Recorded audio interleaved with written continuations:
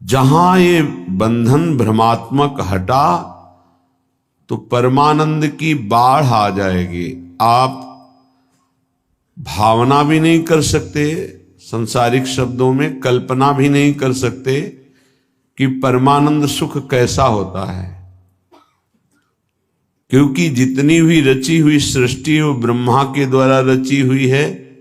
ब्रह्मा के द्वारा रची हुई संपूर्ण सृष्टि त्रिगुणात्मिका माया है। यहां परमानंद की कहीं कोई अनुभूति की बात ही नहीं है। जब तक विषयानंद का त्याग नहीं होगा तब तक परमानंद की अनुभूति नहीं होगी। जब तक ज्ञान नहीं होगा तब तक विषयानंद का त्याग नहीं होगा, या प्रेम नहीं होगा तब तक विषयानंद का त्याग नहीं होगा। बड़ा कठिन है मन और इंद्रियों को प्रभु में लगाना। बातें बना लेना, प्रवचन कर लेना, प्रवचन सुन लेना। तुम्हें तुम्हारे पिता की कसम है, वीडियो को लाइक करो और चैनल को सब्सक्राइब करो। धन्यवाद। खूब नाना प्रकार के भोगों को भोगना ये कोई खास बात नहीं है, ये स्वाप्निक है, ये एक अच्छा स्वप्न है। लेकिन जब जगेंगे तो खाली हाथ होंगे। स्वप्न का कोई भी वैभव, भोग, सामग्री, परिवार जागृत होने पर कुछ नहीं होता, कुछ नहीं, 100% झूठा। ऐसे ही ये जो ब्रह्मा के द्वारा रचा हुआ संपूर्ण संसार है, जब आप भगवदानंद का जरा भी अनुभव करेंगे तो जेहि जाने जग जाए हेराई, जागे जथा स्वप्न भ्रम जाई। जिस परमात्म तत्व को जान लेने के बाद संसार ऐसे गायब हो जाता है जैसे स्वप्न में नाना प्रकार के पदार्थ, अनुकूल प्रतिकूल, व्यक्ति अनुकूल प्रतिकूल देखा, पर जब जगे तो कुछ नहीं था। उमा कहूं मैं अनुभव अपना, सत हरि भजन जगत सब सपना।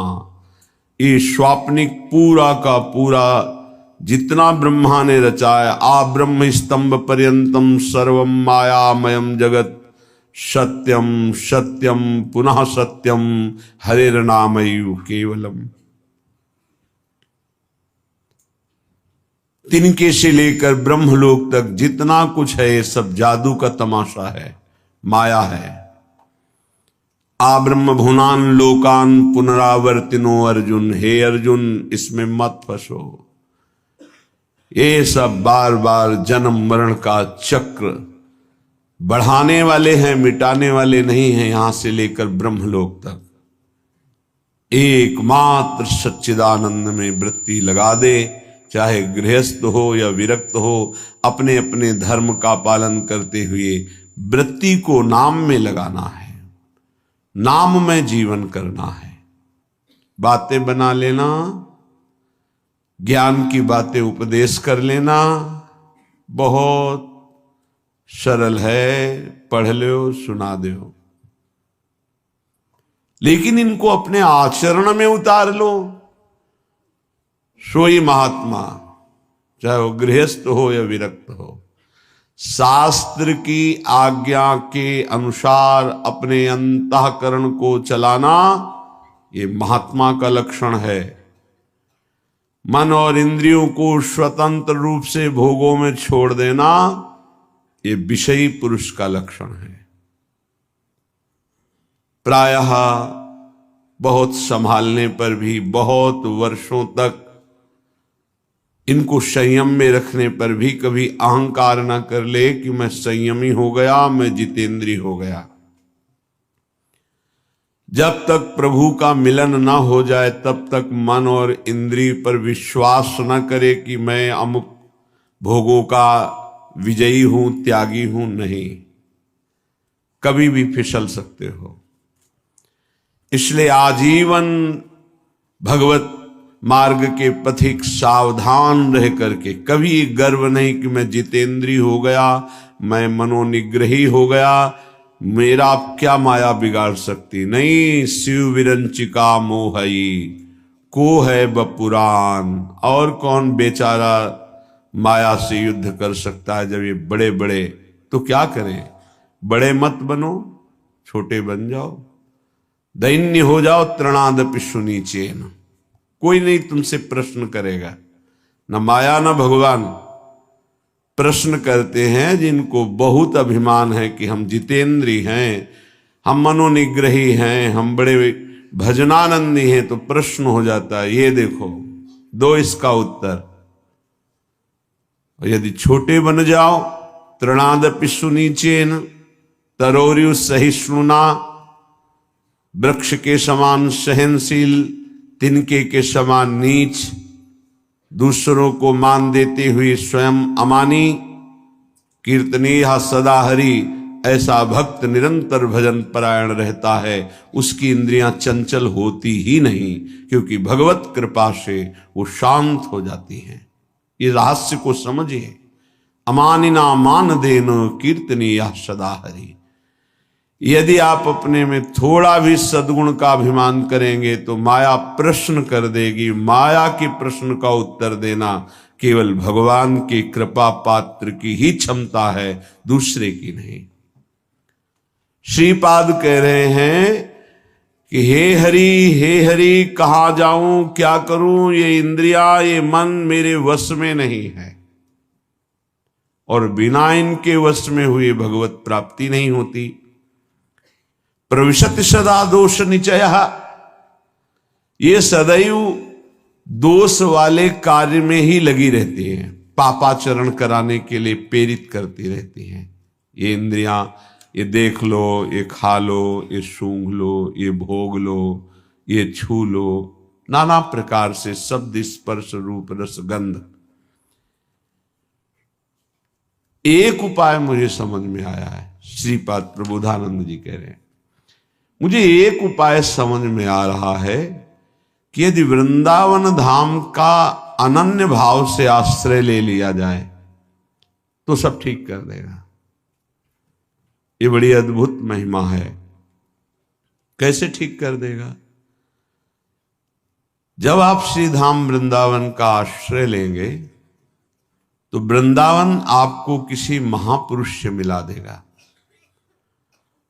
महापुरुषों का दर्शन, संभाषण, उपदेश अमोघस्य।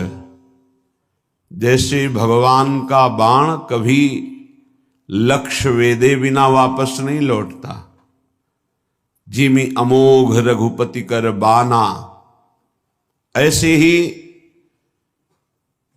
जिसको भगवत प्रेमी महात्माओं का संग मिल गया तो देवर्षि नारद जी कहते हैं अमोघस्य, पर शर्त है अगम्यो, उनका निर्वाह कर पाना कठिन है।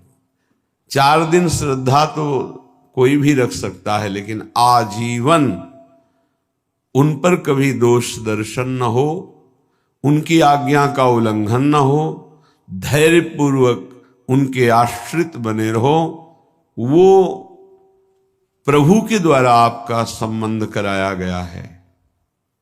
जो हम किसी महापुरुष से मिलते हैं ये हमारे सुकृत नहीं है, ये हरि कृपा है। जो प्रभु मोहि अनुग्रह कीन्हा, तो तुम आई दर्श हठ दीन्हा।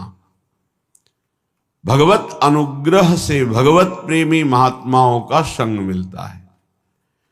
भगवत प्रेमी महात्माओं के संग से हमारे दुष्संग का नाश हो जाता है। सर्वसंगोपहो हिमाम, जो संत संग है वो समस्त संगों से आपको अलग करके एकमात्र श्री भगवान में आसक्ति प्रदान कर देगा। इसीलिए श्रीपाद कह रहे हैं आप श्री धाम वृंदावन का अनन्य आश्रय ले लो। वास सब कोई नहीं कर पाएगा। यहां का वास करना वही फल जो वास करने से मिलता है आश्रय से मिल जाएगा। आश्रय ले लो तो आपको पता नहीं कौन महापुरुष है।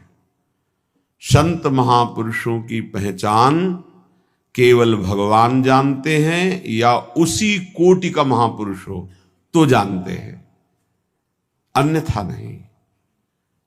तो श्रीधाम वृंदावन महापुरुषों की खेती है। जैसे गन्ने की खेती एक से एक गन्ना। ऐसे ही खेती है, प्रेम खेत इसे कहा गया है। अद्भुत खेत महामनमथ को, महामनमथ महाप्रेम को कहते हैं। काम भी मन को मथता है, इसलिए उसे भी मनमथ कहा गया है। और प्रेम भी मन को मथ करके, निर्विकार करके प्रियालाल में कर देता है, इसलिए इसको भी मनमथ कहा गया है। प्रियालाल की लीला गायन में जहां मनमथ शब्द आवे, काम शब्द आवे, तो उसका अर्थ सीधा प्रेम होता है। और संसार के संबंधों में अगर प्रेम भी शब्द कहा जाता है तो काम ही है। देह भाव को लेकर जो भी राग होता है उसे चाहे प्रेम कहो, आसक्ति कहो, काम कहो, मोह कहो, वो है। विशुद्ध अनुराग प्रेम सार्थक होता है स्वरूप में, आत्म तत्व में, देह में नहीं। आत्माओं की परम आत्मा जिसे परमात्मा कहते हैं, ईश्वरों के परम ईश्वर जिन्हें कहते हैं, वो हमारे प्रभु नित्य बिहारी श्री लालजू महाराज हैं। उपासक को जब साधु संग मिले तो समझ ले हमारे इस संसार चक्र का अंतिम जन्म है। इसीलिए भगवान ने कृपा करके हमें साधु समागम दिया है। अध्यात्म का प्रभाव तभी पड़ता है जब ना अर्थ लिया जाए और ना अर्थ दिया जाए। अर्थ लेने की भावना से अध्यात्म का उपदेश देने पर रंग नहीं चढ़ेगा, और अर्थ दे करके अब अध्यात्म सुनने से अर्थ की प्रधानता होने के कारण, रजोगुणी वृत्ति होने के कारण, दैन्यता ना होने के कारण वो उपदेश को ग्रहण नहीं कर पाएगा। जिसके हृदय में केवल भगवत प्राप्ति लक्ष्य है, केवल भगवदानंद लक्ष्य है, उसी लक्ष्य को रख करके चर्चा की जाए। और केवल भगवत कृपा है इसलिए मुझे साधु संग मिला, सुनने को मिला, ये भाव रखा जाए तो कथन और श्रवण से निश्चित भगवत प्राप्ति का मार्ग प्रकाशित हो जाएगा। जब तक भगवदानंद के सिवा और कोई आकांक्षा अंदर रखी जाती है तो उसे कपट कहते हैं। यदि कपट रख करके अध्यात्म की चर्चा की जाए तो उसका कोई प्रभाव न कथन करने वाले पे पड़ता है, न श्रवण करने वाले पे पड़ता है। चौथी भगति मम गुणगन करई कपट तजी गान।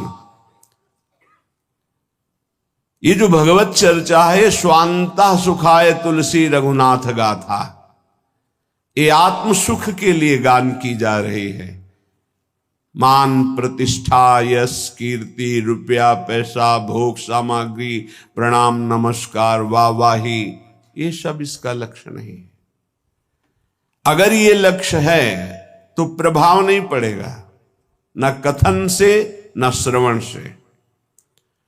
यदि भगवद आनंद लक्ष्य है तो श्रवण सुनत प्रापक रति राधा पद अम्बुज सुकुमार। सुनने मात्र से प्रियालाल के चरणों की प्रीति हृदय में प्रकाशित हो जाएगी। गावत श्रवणन सुनत सुखाकर विश्व दुरित दवनी। गायन करने से, श्रवण करने मात्र से संपूर्ण विश्व के पाप नष्ट हो जाएंगे। कोई भी कहीं भी हो, यदि वो कान में भगवत चर्चा सुन ले तो श्रवण द्वार जाकर हृदय के संपूर्ण मलिनताओं का, पापों का ये शब्द नाश कर देंगे। क्योंकि निष्काम निर्विकार चिदानंद भाव की प्राप्ति के लिए लक्ष्य करके जब चर्चा होती है तो उसमें अद्भुत सामर्थ्य होती है। इसीलिए श्रीपाद कह रहे हैं आप वृंदावन आ जाओ, एक दिन के लिए आ जाओ, इस रज में बैठकर चर्चा सुनो। तुम्हारे हृदय में निश्चित कोई न कोई शब्द अपना अधिकार कर लेगा, और एक शब्द पकड़ लिए पूरे सत्संग में तो आपके जीवन का परिवर्तन हो जाएगा पक्का।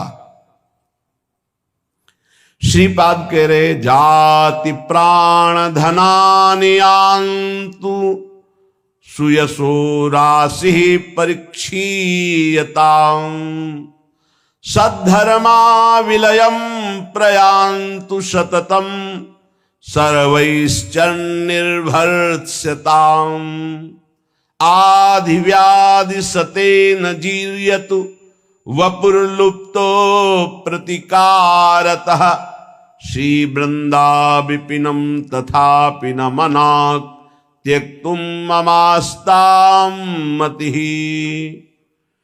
न तुम्हारी जाति काम में आएगी, न तुम्हारे प्राण किसी काम के रहेंगे, न तुम्हारा धन तुम्हारे साथ जाएगा, न तुम्हारा परिवार, सब यही छूट जाएगा।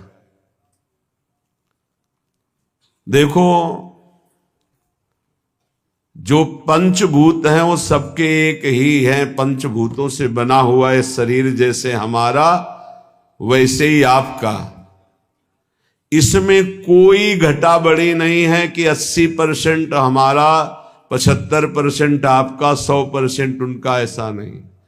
100% पंचभूतों से जैसे ये बना है ऐसे आपका बना है, और 100% जैसे हमारा भगवान का अंश स्वरूप है आत्मा, वैसे ही आप सबके, किंचन मात्र कोई अंतर किसी से नहीं।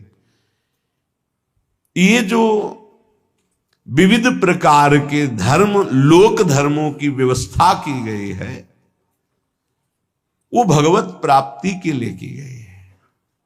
एक दूसरे पर घृणा, नफरत, लड़ाई झगड़ा, ऊंच नीच, इसके लिए नहीं की गई। एक लोक धर्म है। पर जब आप भागवत धर्म में स्थित होने की बात सोचेंगे तो तेज लोक धर्मान, श्री भगवान ने ही संपूर्ण सृष्टि की रचना की ब्रह्मा जी के रूप में। उन्होंने सारी व्यवस्था की युग धर्म के अनुसार। वही भगवान श्री राम जो हरि हैं, जिनके नाभि कमल से ब्रह्मा प्रकट हुए, सबरी जी के सामने बैठे कुश की चटाई पर, बड़े बड़े योगियों के द्वारा पावन किए हुए हृदय कमल में जिनका पधारना कठिन होता है, सबरी माई के सामने बैठे हुए। कौन है सबरी मैया? सब दंडकारण्य के ऋषि, बड़ा ऐसा मतंग ऋषि सबरी की भावना को पहचाना और अपने पास में कुटिया बनाई और कहा, बेटा तुम निश्चिंत होकर यहां भजन करो। ये बड़े बड़े ब्रह्म ऋषि जन क्यों नहीं समझ पाए सबरी जी को कि इतनी उच्च कोटि की महान भक्ता है?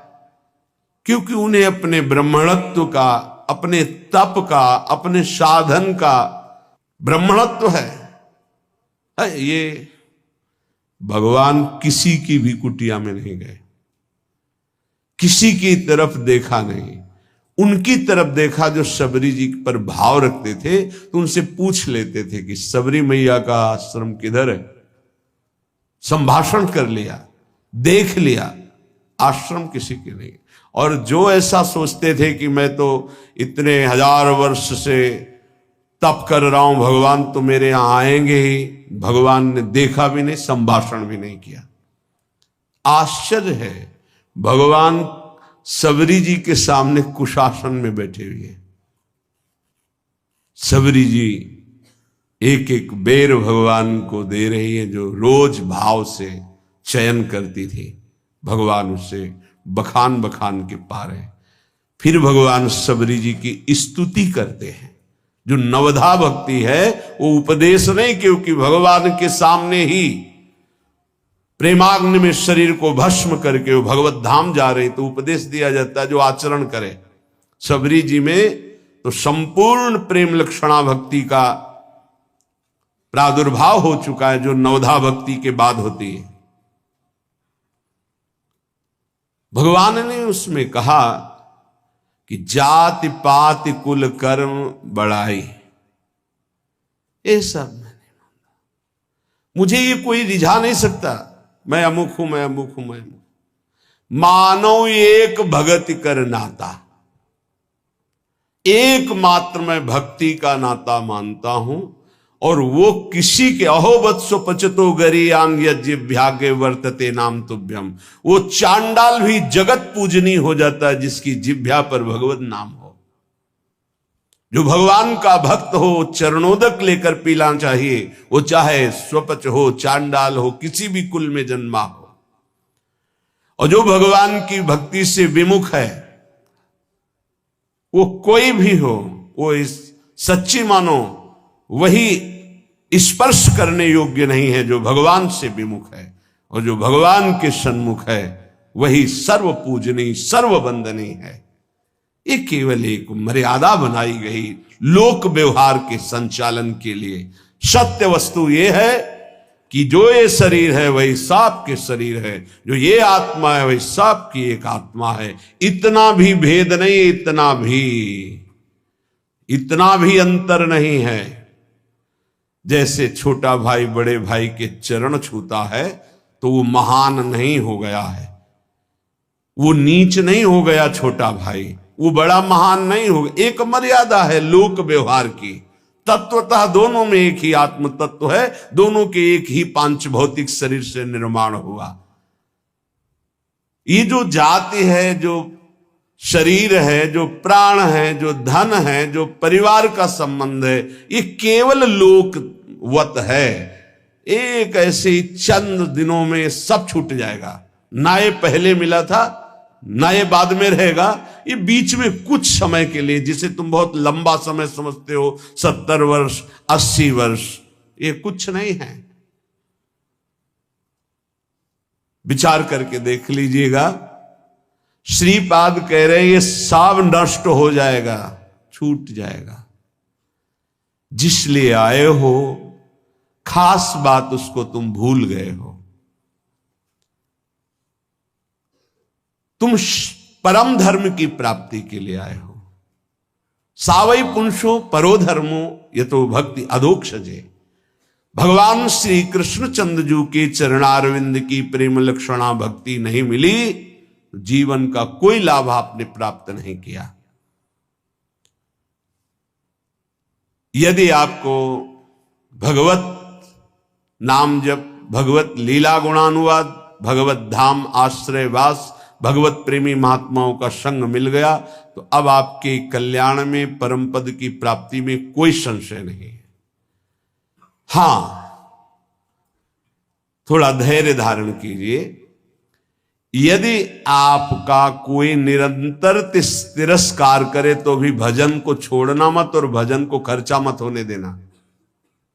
श्रीपाद कह रहे हैं प्रयांतु सततम सर्वैश्च निर्भरताम। तुम्हारी निंदा करे, तुम्हारा अपमान करे, नाराज मत होना, नहीं तुम्हारा भजन खर्चा हो जाएगा। सह जाना तो तुम्हारे रहे हुए पाप नष्ट हो जाएंगे, भजन सुरक्षित, भगवत प्राप्ति। ये युक्ति है अपने भजन को बचाने की, भजन को बढ़ाने की, भजन को पचाने की। बहुत जरूरी है ये सहनशीलता। और कह रहे मेरे शरीर को सैकड़ों व्याधियां रोग आ जाएं तो भी निश्चिंत रहना, चिंता मत करना। ना भजन छूटने पावे और ना भजन का प्रयोग करना, तो निश्चित इसी जन्म में भगवत प्राप्ति हो जाएगी। होता क्या है, 2-4 माला जपा, जहां समस्याएं आई तो भजन भी छूटा और संकल्प भी बना दिया कि प्रभु जो कुछ भी भजन साधन हुआ ये हमारी कामना पूर्ण हो जाए। अगर उसके समान भजन है तो हो जाएगी, नहीं है तो फिर नहीं होगी। तो आस्तिकता भी आपकी नष्ट हो जाएगी। ये परमार्थ है, इसको अंदर से समझने की चेष्टा करो। बाहरी व्यवहार नहीं है, ये अध्यात्म है। लेश मात्र भी भजन छूटने की इच्छा ना रह जाए। ये कैसे होता है? जब भजन से बढ़कर कोई सुखद वस्तु लगती है, व्यक्ति लगता है, परिस्थिति लगती है, तो भजन छूट जाता है। या आप बहुत धैर्यपूर्वक पकड़िए, भजन से बढ़कर जब कुछ लगेगा तभी छूटेगा भजन, नहीं छूटेगा। रक्षति संसार भयात् सदोष मप्य शेष देह भृद वृंदम वृंदावनमिति तेन प्रथितं तन्नोमि काननम किमपि। यहां का एक प्रभाव है कि चाहे जितना पापी नीच दोष युक्त पुरुष हो, जहां वृंदावन का आश्रय और करुणा से कहीं उसको कुछ दिन वास करने की रुचि हुई, तो प्राणी समूह के समस्त पाप और दोषों का नाश करके अनिर्वचनीय भाव अंदर भर देना, यह धाम की कृपा। सत्य सत्य सत्य, अनिर्वचनीय भाव हृदय में भर देना, ये धाम की कृपा। कैसे वाणी की सामर्थ्य नहीं कि श्रीधाम वृंदावन की कृपा की बात बता सके। अपार असीम करुणा वरुणालय। तन्नोमि काननम किमपि, मैं नमस्कार करता हूं कि जिन इंद्रियों को वश में करना, मन को वश में करना बड़ा कठिन है, ये पापाचरण ही कराती रहती हैं। ऐसा पापी पुरुष